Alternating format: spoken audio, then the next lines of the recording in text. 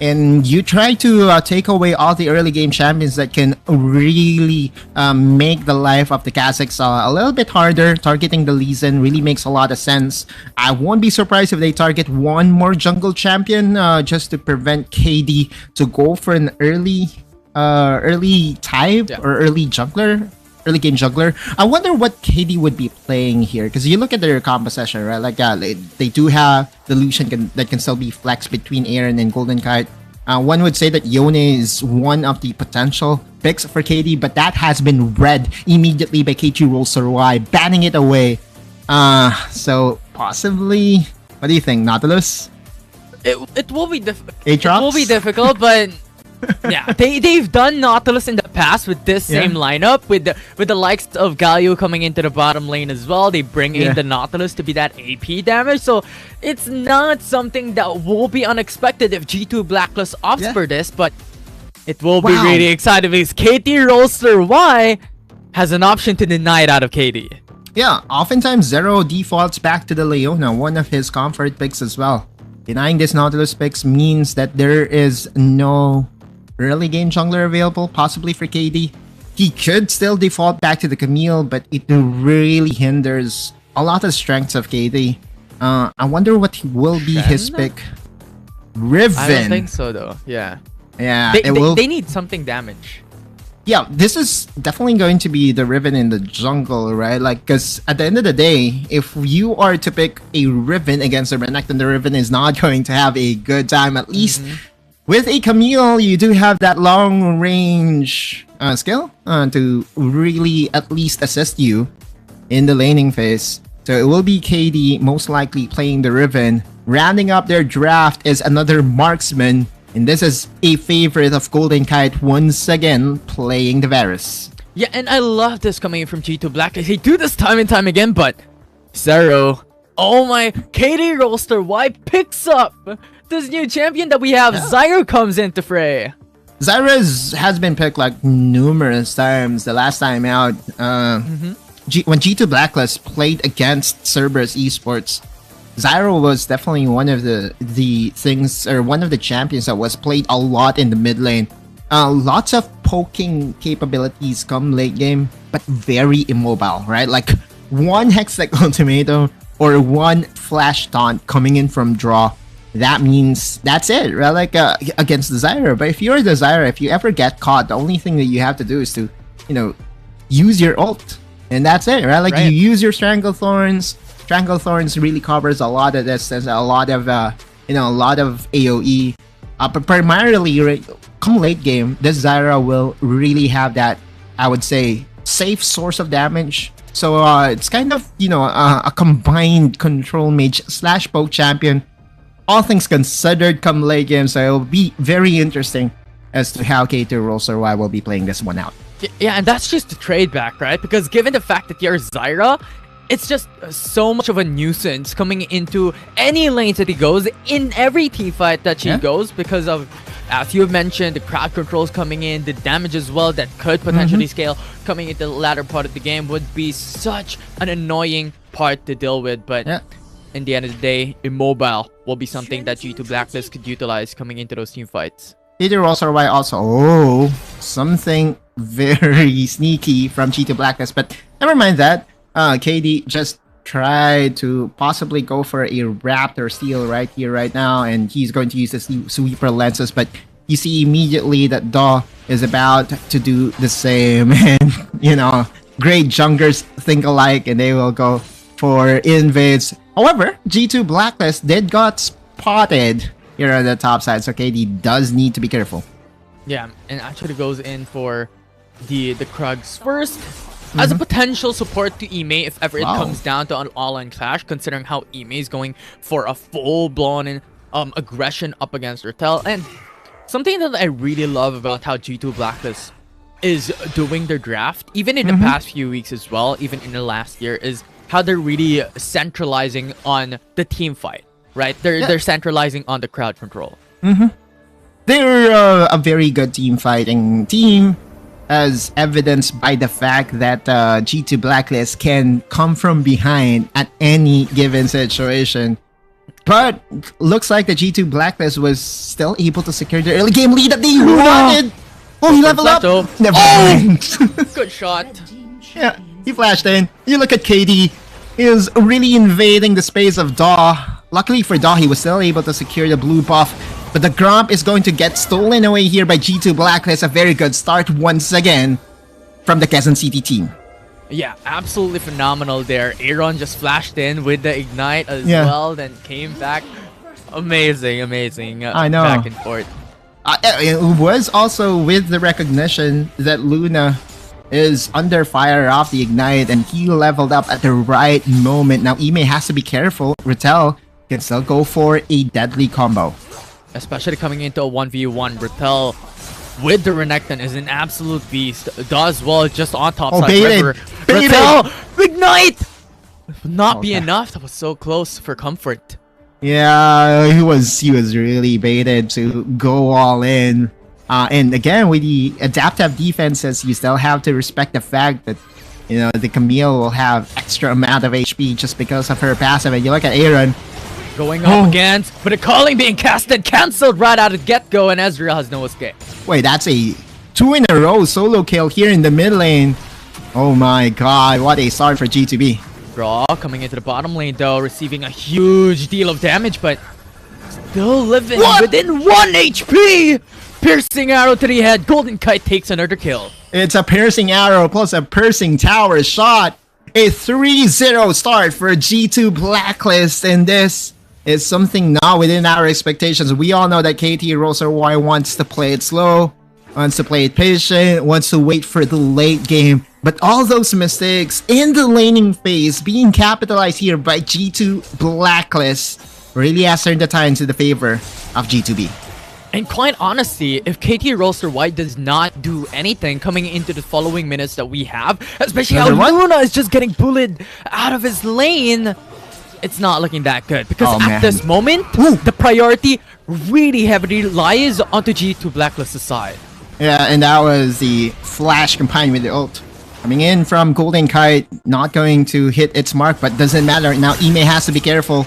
This is a potential dive, but there are no minions to play around with. Now KT.RY will just be content in getting some tower plates on the top side. Meanwhile, G2 Blacklist was also able to get some plates here in the bottom lane. So it's just a case of them getting some trades, and in the end, it's still a net positive for KD if he gets to steal this blue buff. Yeah, and this is what I love about G2 Blacklist, because it doesn't matter, right? If they lose topside, yes, it will really bring out Rattel's potential coming into top lane as well. But given that they're already far ahead in mid lane and bottom lane, they do not need to force out fights. They do not need to force out defense onto their tier 1 turret in top lane. Exactly, and this is one of the things to consider when playing against Ime. He's one of the players that will absorb all those pressure.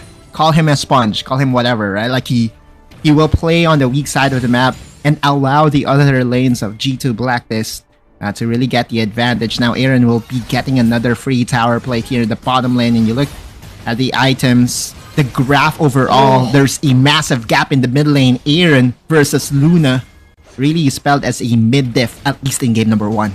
That micro as well, coming from Aaron, just shooting his kills and then doing the passive onto Luna as well. Really, really immaculate coming into the bottom lane.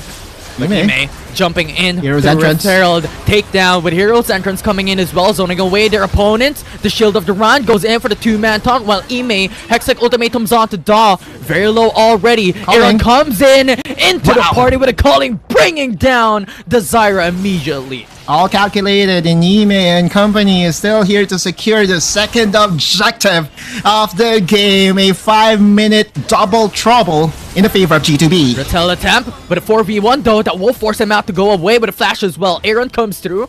They go for the flash for flash, but not going to be enough. KD into the backside. Nowhere to go. Putting a lot of pressure. This is a 4-man roam. There's just no escape. There's no possibility to run. And that will be Rattel that has to say goodbye. This is the cleanest I've seen G2 Blacklist start a series. And this is to the delight of the fans of G2B and their coaching staff. We'll look into that replay once again. This is the all-in potential of Acrobat being in full display. He went for Golden Kite, but he did not have enough damage, and luckily for G2 Blacklist, Aaron was there with the culling to clean things up. But more importantly, the most impressive part of that replay was how G2 Blacklist decided to still challenge that scenario, but using the Hexag Ultimatum plus the Hero's Entrance. You know, that duo ultimate has really won a lot of team fights for a lot of teams in the rich history of Wild Rift Esports, right? And today, it's not any different. Yeah, it goes back into year 1 of Wild Rift. Definitely the Hexag Ultimatum along with Hero's Entrance. And on top of that, you have to remember Ime jumping right into the top side of the map. Ratel is in danger. This is a 3-man roll. The piercing arrow does so much damage. And now KT's just on the run. Winslash not gonna connect, but Ratel, you're just delaying the inevitable, and that will be G2 Blacklist taking their 5th kill in the game. Controlling the win condition of KT.RY, making sure that Ratel will not have enough resources come late game. Now KT.RY is still trying to make something out of nothing. We'll be getting a trade of a tower here in the bottom lane, but this is with the expectations that there will be another trade on the top side by G2 Blacklist. And in the end, right, like if you're G2 Blacklist, sure, you give away tower here in the bottom lane, but it still is a net positive for this squad. And again, in 7 minutes and 30, it's unheard of that G2 Blacklist will be getting this massive amount of advantage against the best team from Korea in KT.RY. And this just goes to show that, you know, when it comes to the playoff battles, G2 Blacklist is just a different beast altogether. They're just on their tip-top shape. This is the truest form of G2 Blacklist coming back into the runner-up of Season 1. It's just too good.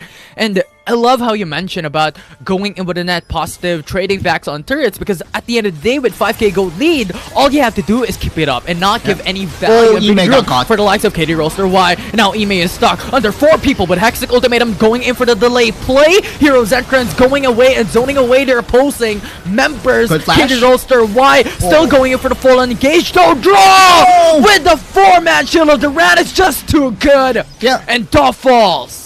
Alright, so finally a kill by KT.RY, but everything considered, Aaron was left by himself here in the bottom lane, and again, another net positive trade overall. I still have to commend Zero though. His hook shot was very much the reason why they got that kill, canceling the hook shot of Ime and starting off this team fight so well. It was so scattered, right? Like you're seeing G2 Blacklist having different targets, and that flash from draw into the hands of Ratel did allow for at least a 1-for-1, so it's not really the worst trade overall for G2 Blacklist. But more importantly, right, like Aaron enjoying a 1.5k advantage pre-5 minutes. We look into the current situation between the mid laners right now. You're seeing almost an item advantage to the side of the mid laner of G2B. And in addition to that, Fulter just on himself coming into the bottom lane. The macro game of G2 Blacklist is too good. And coming back from what you have mentioned a while ago, their game up against CES, despite the huge deficit, they're still able to make it back. And this is the power of G2 Blacklist. KT.RY wants to deny it out of them, but Luna is already too low. They have to force a way to retreat. KT just goes into the front to lock down the CC chain. It's too flawless. And now G2 Blacklist opts to go for the dragon. And the Stranglethorns has been infested, meaning there is definitely no chance that KT.RY will have the opportunity to pass this. Aaron, what a bloodthirsty person. Yeah, so much bloodlust coming in. But right now, Draw goes in for the Hero's Entrance, zones away Ratel, will force them to back away in G2 Blacklist, giving no room for anything for KT.RY. Oh, another combo. Chain of Corruption connects onto Ratel. Shield of Durant will not connect as Draws a little bit too forward coming into the turret. Opts to back away, a much more clever move coming into that fight. Yeah, the wiser decision is for them to back away. They've expended almost all ultimates that they needed, and I think Ime is in a pinch here, but KT's here. KT's coming into the rescue, a 2v3 with that massive gold advantage. I don't think KT.RY has enough to be able to match them up. Zero is already down low. CC chain once again. How G2 Blacklist plays this. The coordination is so impressive. Now KT.RY in a little bit of a pinch. Just has to play it a bit more patience. Daw goes in for the flank, but G2B has info. Yeah, KT.RY, time and time again, they try to make a play desperately and for sure, right? Like they want to at least find something out of the rotations or out of, the fact that G2 Blacklist is trying to back away. Now, draw will be finally that piece that KT.RY wanted. But no! Oh! Wow, okay, so that's a lot of investment again by KT.RY, and, it's the correct play. It's trying to at least find a kill out of an exit for sure by G2 Blacklist. But time and time again, KT.RY gets denied by the fact that G2 Blacklist is just so far ahead. Yeah, in addition to that, if KT.RY forces that to engage, remember, it is still KT who was available, who was just doing some farming, coming into the bottom side. It's like Draw asking for help me, but he doesn't really need it. It's just KT watching over the horizon, farming some camps, getting a little bit more gold before he jumps into this fight. Pretty much, if he is needed, he is ready to join a fight. And once and for all, you look at the itemization here by KT, he's pretty much ready to really shred down all the champions here by KT.RY. 2 items already completed, Trinity Force, plus the almost Ghostblade. And at 12 minutes and 30 seconds, that's gonna hurt, right? Like, KT right now is one of the scarier members of G2 Blacklist. Not to mention that Golden Kite can also deal a lot of damage from afar. And now KT.RY is being forced away from the Baron Pit, leaving G2 Blacklist enough avenue, enough real estate to really plan their vision ahead of a potential Baron fight. Draw down to the front lines. Just goes in for the Shield of Duran, but KT.RY does not want to step foot coming into that zone because that taunt won't be crucial. Luna! That ultimate was a little bit too risky there for comfort, and now he's brought down to half HP. Yeah, that was the flash also being needed by Luna just to separate himself from the potential catch of G2 Blacklist. But look at the river, no vision whatsoever for KT.RY. Now Ime starts up the fight, but the Drench Shine connects that will deny it, but Hero's Entrance follows through, knocks up onto 4, and now Ime goes into the backside as well. There's already 3 people down. The Acrobat, the only one left standing, coming for KT.RY, but G2 Blacklist has another eye on the prize, an apple befitting of the eye of the beholder. G2 Blacklist goes for the Baron. Yeah, and this will be the easiest Baron secure for G2 Blacklist, not even needing Aaron to secure that purple worm. G2 Blacklist, all of them in game number 1, no challenge whatsoever. This has been, in my opinion, the cleanest G2 Blacklist has been in a while. It is, it definitely is. Yeah, we're looking to that team fight, like that Strangle Thorns, that delay was not really felt by the members of G2 Blacklist. They know what to do, they just distance themselves just enough time for Ime and company to go for the counter punch. And again, impressive drafting. But more than the drafting of G2 Blacklist, you have to commend their play, right? Like, it's all about the execution, especially in the playoffs. And so far, KT.RY is being left without an option right now of retaliation. Rattel? Ime, 2v1 already. Hexic ultimatum onto Rattel, but that hook shot, but don't follow straight into the back lines, and KT.RY secures their second kill in the game. That's sending 4 members on the top side just to secure 1 kill, and that's one way to attack this Baron. Now KT.RY has at least alleviated some pressure from this push. KT.RY will most likely go for a defense here. They won't be able to defend the mid lane. They will be focusing their efforts in the bot lane. But more importantly, G2B is already getting the soul. Yeah, that's good, right? G2 Blacklist getting the soul, getting an inhibitor as well, coming into the mid lane. That's so much priority. And KT.RY now on the back foot as well. I mean, this came from the very beginning into that matchup with Aaron getting a massive lead already up against Luna. Now the bottom lane will be the target by G2 Blacklist, opening up 2 lanes overall for them. Super clean. 2 towers destroyed in under 16 minutes, and Ime will be alive just in time to defend the top side. Golden Kyle, that's too close for comfort.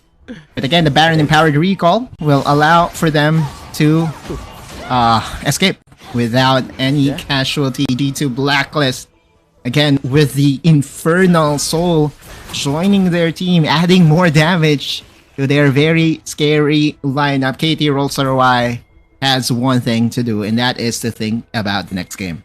Right, as if Aaron's damage is not enough, as if the Varus's damage is not enough as well coming into the bottom lane. Like, add an Infernal Soul to that. It's just going to be very explosive, right? Like, yeah. Oh, Bomba, I guess is what we want to say.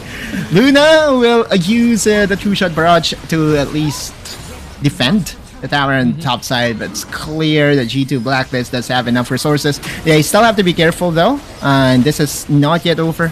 But KT.RY is really feeling the pressure from G2B. Daw being targeted as well. Ime comes in, but will not force into full on engage. Rotel being stuck, ignited as well, being burnt out tick by tick.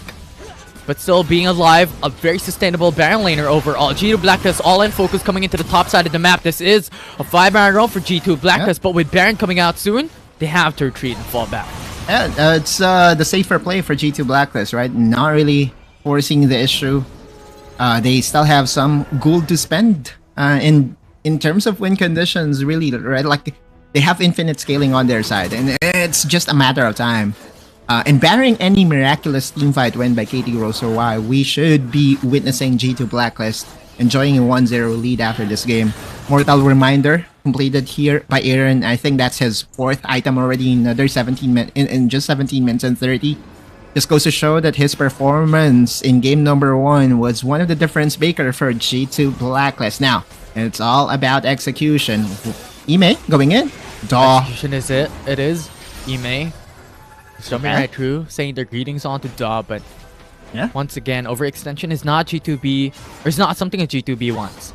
Yeah, the Edge of Night really saved him a lot, but Ime does have to execute him, and that's in danger, and now Stasis and Chat will be forced away, and Luna could be saved here, but Shield of Durand once again coming from draw delays. 4 members! KT.RY already lost the support. Zero is gone for the count, and Rotel follows up. A 3v5, but the trade back as Aaron falls down. Could be hopes here by KT.RY to buy some time, but every single one falters down, and KT.RY with 2 member staff coming in from his team. 2 lanes are open with minions already pushing in. The Nexus is open. Yeah, KD is very low in health though. G2 Blacklist goes for the Nexus. Nexus will be the target, will be the lock-in by G2 Blacklist as they strike first into the series. That's a 1-0. That's a very clean execution from G2 Blacklist.